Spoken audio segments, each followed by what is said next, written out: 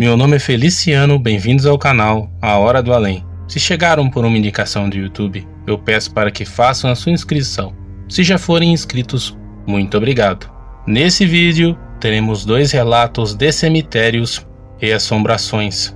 Então fiquem agora com o relato dos inscritos do canal A Hora do Além. Boa noite, Feliciano, tudo bem com você? O meu nome é Ana. Eu gostaria de compartilhar um relato que aconteceu comigo na minha infância, nos anos 90. Para iniciar o relato, eu tenho que contar algo que aconteceu com meus 2 tios, o Carlos e o Giovanni. Os nomes estarão trocados para preservar os meus tios. Nessa época, eu tinha por volta de uns 7 anos quando tudo aconteceu. Os meus tios eram motoristas de caminhão. Os 2 haviam comprado um caminhão, haviam saído recentemente de uma empresa, e com o acerto da empresa, eles compraram meio a meio um caminhão e faziam várias entregas pelo Brasil. Eu sou aqui do interior de São Paulo, mas eles fizeram uma entrega no sul de Minas. Eles disseram que chegaram em uma cidade pequena, fizeram a descarga do material e ficaram aguardando as notas. Tudo correu bem e eles estavam voltando já de madrugada, entre 2 e 3 horas da madrugada, mais especificamente. Quando o caminhão parou do nada, o caminhão apagou e eles acharam que fosse uma pane elétrica, encostaram o caminhão e ficaram aguardando. Não havia celular naquela época e um orelhão ficava a cerca de 50 quilômetros. Identificaram para que as pessoas que passassem na estrada pudessem ajudar, mas não passava ninguém. Havia passado apenas um motoqueiro que, quando os viu parado no acostamento, não parou e acelerou a moto. Já havia uns 40 minutos que meu tio Carlos e meu tio Giovanni estavam parados no acostamento. Era uma estrada pequena, de pouco movimento, e os 2 ficaram com medo de serem assaltados. Eles então decidiram esperar dentro da cabine do caminhão. O Carlos se sentou no banco do motorista e o meu tio Giovanni foi se deitar na cama que ficava atrás dos bancos. Não demorou muito e uma coisa estranha começou a acontecer. O tio Giovanni estava dormindo e o tio Carlos começou a ouvir como se fossem pequenas batidas na lataria do caminhão. Ele olhou pelos 2 retrovisores e não viu ninguém. Ele desceu devagar, foi caminhando em volta do caminhão, não viu nada e voltou para o caminhão. Deram um soco muito forte na lataria do caminhão que até acordou o tio Giovanni. O tio Giovanni sempre foi o mais corajoso. Mesmo o tio Carlos falando para que ele não descesse, ele foi ver o que era. E o tio Carlos, pensando que poderia acontecer algo, o acompanhou. Os 2 andaram em volta do caminhão. De repente, eles ouviram um barulho que vinha do mato que ficava ao lado da estrada. Eles ficaram observando e não viam nada. Ouviam passos de alguém andando. Até que eles ouviram algo que gelou a alma dos 2. Eles ouviram um grito tão forte de homem que o tio Giovanni chegou até a cair no chão assustado. O tio Carlos o ajudou a levantar e os 2 ficaram olhando para ver quem era. Eles ouviam aqueles gritos horrendos, e aqueles gritos horrendos começaram a aumentar, como se algo estivesse vindo na direção dos 2. Eles então correram para dentro do caminhão e ficaram lá, ouvindo aqueles gritos que circulavam o caminhão, e eles olhavam e não viam nada. Eles começaram a ouvir barulhos de alguém arrastando correntes. Foi uma madrugada terrível para os 2. Eles ficaram ali até que amanheceu. E eles contavam para minha avó que eles mal podiam acreditar que aquilo estava acontecendo com os 2. Até que de manhãzinha passou um caminhoneiro que os ajudou a ir embora. A partir desse dia, os meus tios não foram mais os mesmos. Os 2 começaram a ter distúrbios. Eram frequentes os ataques dos 2. E eram ambos. Chegaram a ser internados em uma clínica psiquiátrica. Foi algo muito difícil para a família, pois os meus 2 tios eram homens saudáveis e antes não havia acontecido nada do tipo. Eles nunca haviam demonstrado nenhum tipo de transtorno.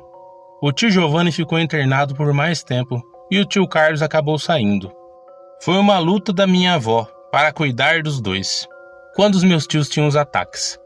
O meu tio Giovanni sempre dizia que havia uma mulher arrastando correntes dentro do quarto, que havia um homem de preto dentro do quarto. Já o tio Carlos teve dificuldade de falar a partir de então. Poucas vezes eu ouvi a voz do meu tio Carlos a partir dessa data. A minha mãe era a caçula dos irmãos. Havia um irmão mais velho que o tio Carlos e o tio Giovanni. A minha mãe então disse que cuidaria do tio Giovanni. E ele começou a passar alguns dias na nossa casa. Alguns dias ele ficava com a minha avó, alguns dias ficava na casa do meu tio mais velho, mas a maioria do tempo ele ficava conosco. Ele era um homem que falava o dia todo, repetindo as mesmas coisas, mas eu gostava muito do meu tio. Eu não achava ruim a presença dele. Coisas sobrenaturais começaram a acontecer dentro da nossa casa. Era comum pratos caindo do armário, gavetas que você deixava fechada aparecerem abertas, roupas que sumiam e apareciam no quintal. Até que a gota d'água foi uma vez que nós saímos de casa, e quando voltamos, as roupas do meu tio Giovanni estavam todas colocadas em cima do sofá, sobre a mesa, no banheiro. Foi como se alguém tivesse entrado dentro da casa e mexido nas roupas dele. A minha avó era uma mulher muito religiosa e procurou o padre para conversar. E o padre dizia que eram apenas o psicológico dos meus tios, principalmente do meu tio Giovanni. Então a minha avó procurou uma benzedeira que atendia aqui na cidade. E essa mulher disse que provavelmente foi algum trabalho feito para os dois, por alguém que odiava os meus dois tios. A minha avó foi algumas vezes e até chegou a levar os meus dois tios para ver essa mulher. E essa mulher acabou revelando que alguém fez um mal para os dois. Era um colega de trabalho que tinha muita inveja dos meus dois tios. Ele fez um trabalho que era para a destruição dos dois. Lá no interior de Minas, eles ouviam aqueles gritos horrendos. Foi o trabalho sendo realizado. No pouco de sanidade que restava para o meu tio Giovanni, ele pediu que se ele morresse, que ele fosse enterrado com um terno azul. E pouco tempo depois, o meu tio Giovanni acabou falecendo, com apenas 38 anos. Foi um baque para todos. Apesar da sua situação, todos nós gostávamos do meu tio. Antes ele era um homem muito amoroso, educado, companheiro. Ele foi sepultado em um dos cemitérios aqui da cidade. E o que mais pesou foi que ninguém realizou seu último desejo, ser enterrado com um terno azul. Passado uma semana, na missa de 7º dia do meu tio Giovanni, nós fomos à igreja. Quando voltamos, eu fiquei muito triste. Eu chorava muito com a falta do meu tio. Naquela mesma noite eu fui dormir na casa da minha avó. E lá eu vi uma coisa que eu nunca mais esquecerei. Eu não estava dormindo, estava apenas deitada no sofá com dificuldade de dormir e não tirava o meu tio da cabeça. Foi quando eu vi uma pessoa passando da cozinha para o banheiro, pois o sofá ficava virado para esse lado. Não tinha TV na sala da minha avó. Eu então pensei que fosse o meu tio mais velho que estava dormindo na casa. Me levantei e fui na cozinha. Quando eu voltei, novamente essa pessoa passou atrás de onde eu estava. Eu não liguei e fui até o quarto onde a minha mãe estava dormindo com o meu pai. E quando eu passei da cozinha para a sala, eu vi. Era o meu tio Giovanni que estava sentado no sofá da casa, com a cabeça baixa, apenas olhando para o chão e chorando. Eu não sabia o que fazer. Eu fiquei ali desesperada, tentando gritar e não conseguia. E o meu tio Giovanni continuou ali chorando. Foi quando eu criei forças e comecei a gritar desesperada, e todos que estavam dormindo vieram. A minha avó, os meus pais e o meu tio. Eu contei que vi meu tio ali sentado no sofá, mas ele havia desaparecido.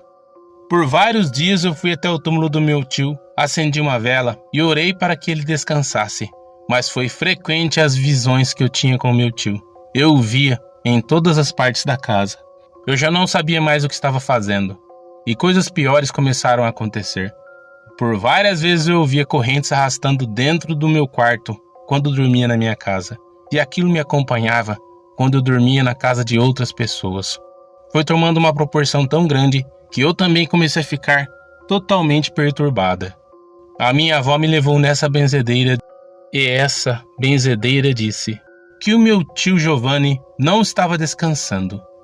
Que ele, por mais que não tivesse sua sanidade em vida, tinha sua sanidade no mundo espiritual e não conseguia se desgarrar. Não era nada relacionado ao terno azul, mas sim à maldade que fizeram para ele. Começaram então as frequentes visitas no cemitério para fazer um trabalho. Eu ia toda sexta-feira durante alguns meses e fazia orações no túmulo, no cruzeiro do cemitério, mas eu não parava de ver as visões. Tudo se encerrou quando eu encontrei uma pessoa no cemitério que me ajudou.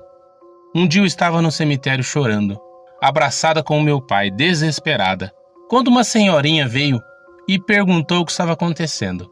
Ela se apresentou como uma rezadeira de uma cidade vizinha. Estava ali fazendo uma oração para um familiar que foi sepultado no mesmo cemitério. O meu pai contou tudo o que aconteceu comigo e essa mulher não estranhou. Parecia que ela já sabia de tudo. Eu não sei se era a espiritualidade que já estava usando aquela mulher.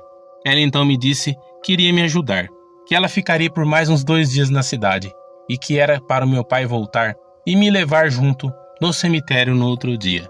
No outro dia, já de manhã, quando chegamos no cemitério, essa senhora já estava me esperando, com um pacote com pétalas de rosas brancas e vermelhas, com velas coloridas e com uma sacola que parecia ter algo dentro. Ela pediu que eu me sentasse e começou a fazer uma oração.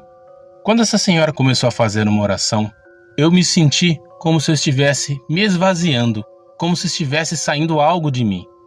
A partir daquele dia, eu fui liberta, mas eu continuei frequentemente indo ao túmulo do meu tio, coisa que eu faço até hoje. Uma vez por mês, eu vou até o túmulo do meu tio Giovanni e oro pela alma dele. E graças a essa senhora rezadeira, enviada por Deus, eu não mais vi nada sobrenatural. Aconteceram outros fatos com o meu esposo Mário e com a minha filha Rafaela, que eu irei enviar aqui para o canal. Até hoje eu não sei dizer qual foi o trabalho que foi feito para os meus tios. O meu tio Carlos continua vivo até hoje. É um senhor idoso que necessita de cuidados especiais. Mas que eu sinto muita saudade do meu tio Giovanni, eu sinto. Obrigada, Feliciano, pela oportunidade. Espero que os inscritos entendam o que eu tentei relatar. Alguns fatos eu tive que omitir para não revelar a identidade de algumas pessoas da minha família. Graças a Deus tudo foi resolvido e eu tive a minha paz e espero que o meu tio também. Uma boa noite a todos.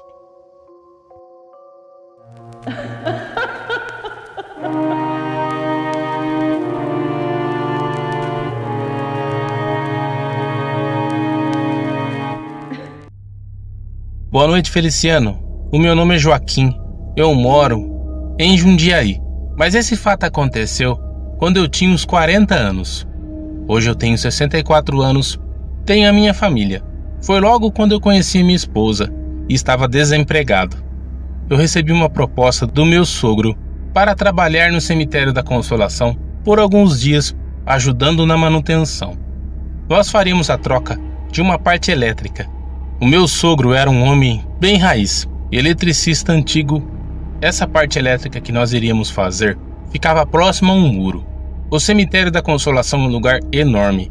Foi a primeira vez que eu conheci o lugar e já fiquei assustado com tamanha dimensão daquele cemitério. Nós chegamos de manhã, começamos a abrir os buracos para achar a parte elétrica que passava dentro da terra. Era coisa muito antiga. Nós fizemos isso e localizamos os cabos que estavam rompidos. Fizemos a troca e fomos almoçar. Quando nós voltamos, reparamos que havíamos deixado as nossas ferramentas de um jeito e quando retornamos, elas estavam de outro jeito. Até conversamos com o coveiro que estava próximo do local e eu não tenho vergonha de dizer que nós suspeitamos dele. E ele disse que os materiais ficaram do mesmo jeito e que ele continuou trabalhando, abrindo uma cova. E ele recordava que nós saímos e depois voltamos no horário de almoço. Nós ficamos o resto da tarde desconfiando daquele homem, até que ele foi embora. Nós iríamos adiantar para terminar o trabalho no próximo dia, em uma sexta-feira. Fomos para um hotel e voltamos já de manhã. Continuamos trabalhando na rede elétrica, puxando alguns cabos. Nós vimos que o trabalho levaria mais tempo. Nós só almoçamos e voltamos a trabalhar. E para evitar que alguém mexesse nas ferramentas, o meu sogro e eu deixamos os equipamentos e as ferramentas dentro do seu carro. Apenas deixamos alguns equipamentos que nós usamos para cavar o chão. E quando voltamos, as ferramentas novamente estavam fora de lugar. Só que dessa vez ninguém havia ficado ali, e não daria tempo de alguém chegar, pois aonde nós fomos almoçar, nós fomos embaixo de uma árvore e ficamos na sombra, olhando na direção. Não dava para ver as ferramentas, mas se alguém tivesse chegado próximo daquele local, com toda certeza nós iríamos ver. Eu fiquei arrepiado quando isso aconteceu e tentei disfarçar. O meu sogro ficou bem assustado. Nós aceleramos o trabalho e continuamos até o entardecer. Nós já estávamos arrumando as coisas para ir embora, quando meu sogro foi até um local. Ele ficou parado a uns 10 metros de onde eu estava, e então ele começou a gritar. Eu corri na direção do meu sogro e ele quase desmaiou. Eu tive que segurar ele. Com muita dificuldade, o meu sogro olhou na minha direção e me disse: Joaquim, alguma coisa segurou as minhas pernas quando eu pisei em cima desse túmulo. Alguma coisa me agarrou. Eu tentei acalmá-lo e levei até um canto e dei um pouco de água.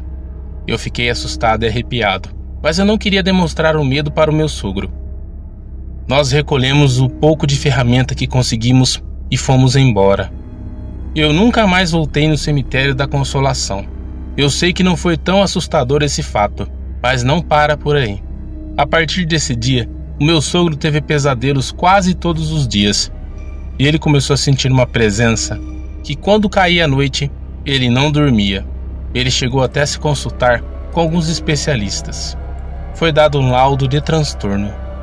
Mas eu sempre acreditei que era algo sobrenatural. Nós procuramos um pastor. Esse pastor fez uma visita até a casa. E quando ele pisou o pé dentro da casa, ele se arrepiou e começou a orar, repreendendo e expulsando.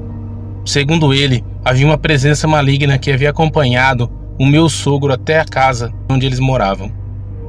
Comigo nada aconteceu, mas foi difícil ver o meu sogro naquela situação. Um homem forte, conversador, que já estava com a depressão. Nós entramos para a igreja e graças a Deus seguimos até hoje. O meu sogro já é falecido há algum tempo, mas eu trago na lembrança tudo o que aconteceu. Depois desse dia, o meu sogro não foi mais a mesma pessoa.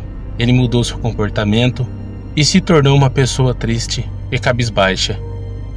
Eu não consigo entender o que foi aquilo que seguiu meu sogro e por que aquilo também não me seguiu, sendo que eu também não tinha religião na época. Hoje eu acredito muito em Deus e peço para que nada aconteça comigo e com a minha família. Espero que você goste do relato, Feliciano. Se você puder contar o relato, eu agradeço. Que o meu sogro descanse em paz. Todos tenham uma ótima noite. Muito obrigado, Ana e Joaquim, por terem compartilhado seus relatos nesse vídeo. Se vocês também quiserem compartilhar seus relatos, pessoal, eu vou deixar o link do WhatsApp do canal na descrição do vídeo. Me enviem uma mensagem. Eu gostaria de agradecer a cada um de vocês que sempre está aqui acompanhando o canal, deixando o like, compartilhando e comentando. Tenham todos uma ótima semana, Deus abençoe e até o próximo vídeo.